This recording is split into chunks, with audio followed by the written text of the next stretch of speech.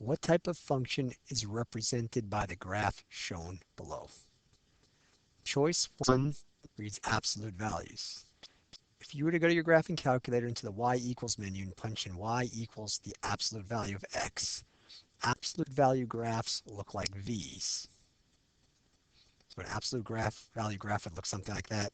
That's not what we see pictured there. Choice 2, exponential.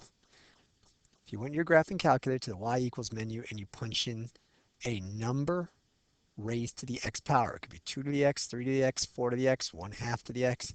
Exponential graphs tend to look something like this, or if your number is less than 1, they tend to look something like that. That is not an exponential graph. Choice 3, linear. If you punch in something like y equals x, y equals 5x, y equals 3x plus 4, you would get a line. Linear graphs are lines. That's not what we see pictured.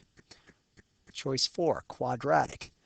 Go to your graphing calculator, punch in something like y equals x squared. It has to have an x squared, and 2 is the highest exponent. You could punch in something like y equals x squared minus 5. You will see a graph that looks something like that.